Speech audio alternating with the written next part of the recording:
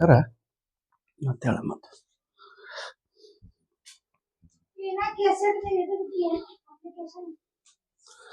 सर्व आदरणीय विद्यार्थी मित्रांना नमस्कार.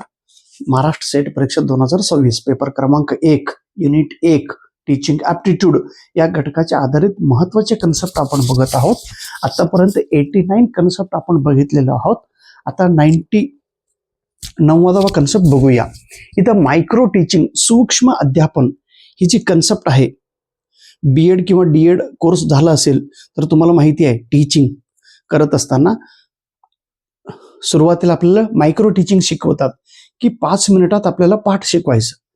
त्याच्यानंतर 5 असं 30 मिनिटांचा तास असतो. सुरुवातीला 5 मिनिट कसं शिकवायचं, सूक्ष्म बोधन, सूक्ष्म अध्यापन.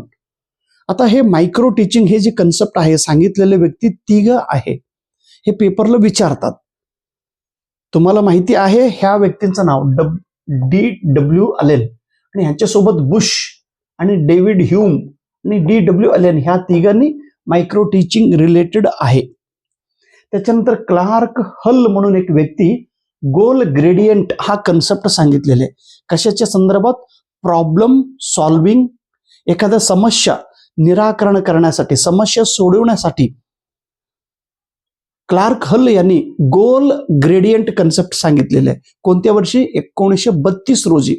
आता गोल ग्रेडियंट ह्याचा अर्थ काय? गोल म्हणजे आपलं ध्येय, आपलं जो टार्गेट असतो तो टार्गेट पूर्ण करण्यासाठी त्या टार्गेटकडे काम करण्याची जो प्रवृत्ती आहे त्याला गोल ग्रेडियंट असे म्हणतात.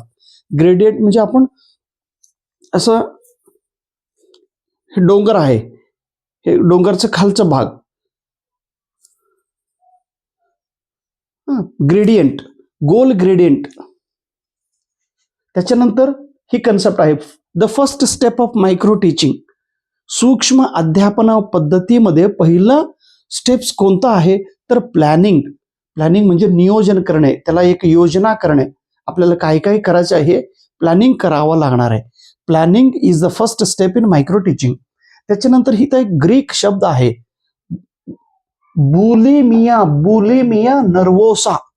आता बुलिमिया नर्वोसा या ग्रीक शब्दांचा अर्थ आहे की खूप भूक लागणे, अतिशय भूक लागणे. समजा तुम्ही सकाळपासून जेवलंच नाही तर किती भूक लागतो, आणि अतिशय भूक लागल्यानंतर आपण जे मिळेल ते खात राहतो. चपाती खातो, भाकरी खातो, भाजी खातो, भजी खातो, कांदा खातो, पाणी पितो, चहा पितो, दूधकीर घेतो, सगळं पोळे सगळं खाऊन खाऊन खाऊन पोट फुगतो आणि पोट खराब होतो. इटिंग डिसऑर्डर हे कन्सेप्ट आहे बुलिमिया नर्वसचा. आता डिस्लेक्झिया हे दरवेळी सेट एक्झामला विचारणारी एक कन्सेप्ट आहे. डिस्लेक्झिया हे कशाचे संबंधित आहे? Writing disorder.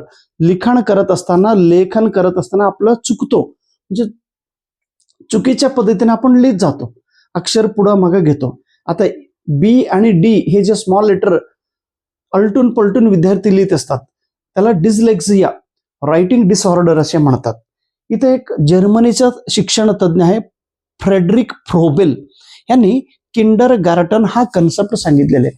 किंडर गार्टन मेथड म्हणजे छोट्या छोट्या मुलांना कसं शिकवायचं ह्या फ्रोबेल यांनी सांगितलेलं आहे. त्यांच्या ह्या मेथडला किंडर गार्टन मेथड असे म्हणतात.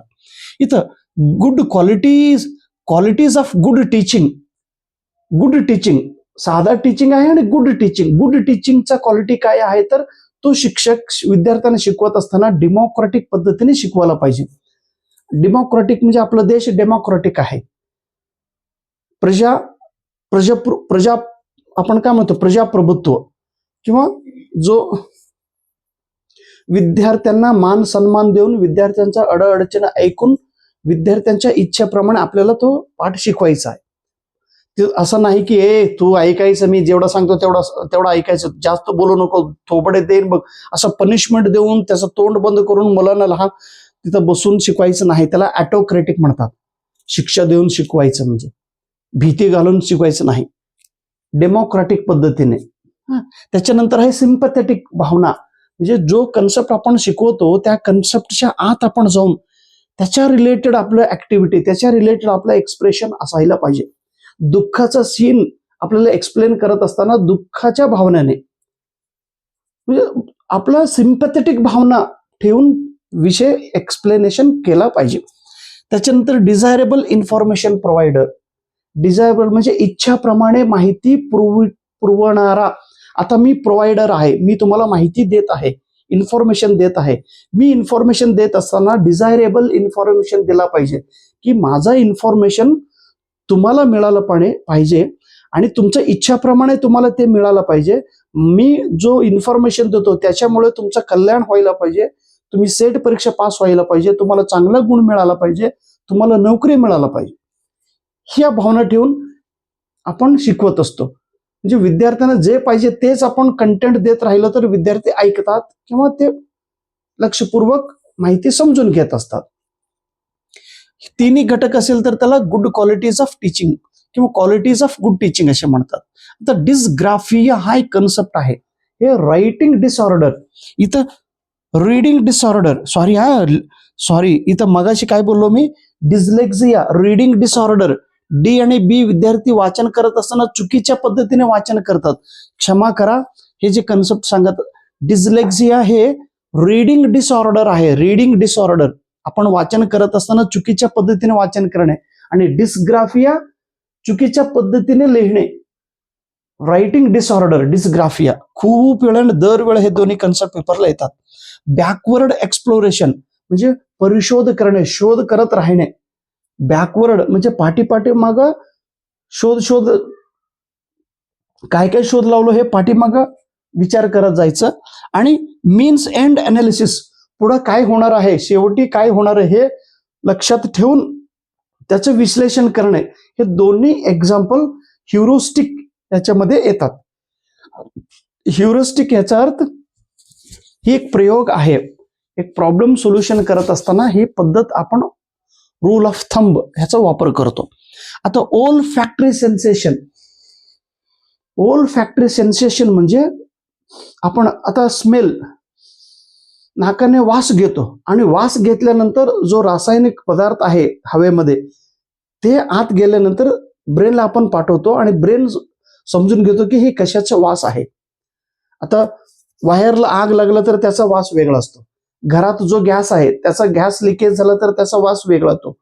किंवा उदबत्तीचा वास, उदबत्ती आपण देवाला पूजा करत असताना उदबत्ती लावतो त्याचा वास, आणि वर्गात मुलं सगळं तोंड बंद केलं, दन म्हणून कुणीतरी बॉम्ब टाकला असेल असं समजून घेतो. Related to knows.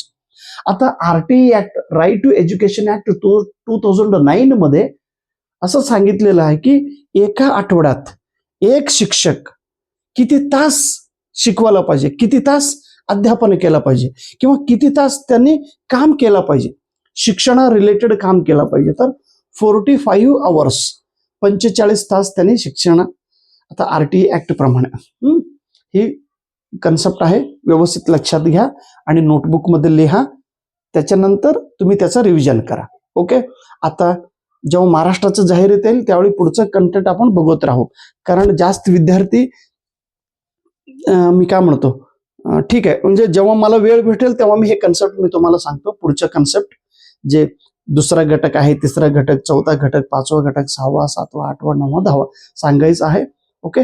आतापर्यंत सांगितलेले घटक तुम्ही व्यवस्थित, आणि ह्यापूर्वी 2023च्या सेट एक्झाम, 2024च्या सेट एक्झाम आणि 2025च्या सेट एक्झाम साठी जेवढ्या काय मी व्हिडिओ तयार केलो होतो त्या व्हिडिओमध्ये सांगितलेलं सगळं कंटेंट तुम्ही तुमच्या नोटबुकमध्ये लिहावी, आणि ते व्हिडिओ पाहिल्यानंतर, ते नोट्स वाचन केल्यानंतर हे पुढचं घटक आहे. हे घटक मी ह्या पूर्वीच्या व्हिडिओमध्ये सांगितलेलं आहे. मीही सुद्धा नवीन नवीन कन्सेप्ट तुम्हाला सांगण्याचा प्रयत्न करत आहे.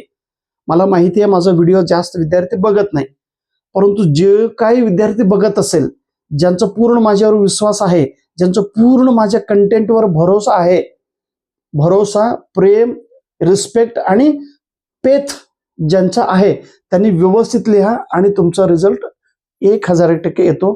स्वामी समर्थांची कृपा तुमच्यावर असावी. येणाऱ्या सेट एक्झाम मध्ये तुम्हाला रिझल्ट मिळावी हीच अपेक्षा. थँक्यू, धन्यवाद. जर तुम्हाला हे कंटेंट असलेले पुस्तक पाहिजे असेल तर माझ्याकडे पुस्तक आहे मी लिहिलेले, मराठी मीडियमचं पुस्तक. एक थिअरी पुस्तक घ्या, त्याचं वाचन करा आणि त्या पुस्तकासोबत 2 MCQ क्वेश्चन बँक आहे, तेही आपण घ्यावी आणि त्याचं वाचन करा. थोडं शिक्षणासाठी थोडं खर्च करा, म्हणजे तुम्हाला रिझल्ट हमखास मिळतो. या नंबरवर तुम्ही कॉन्टॅक्ट करा. Thank you so much. नमस्कार.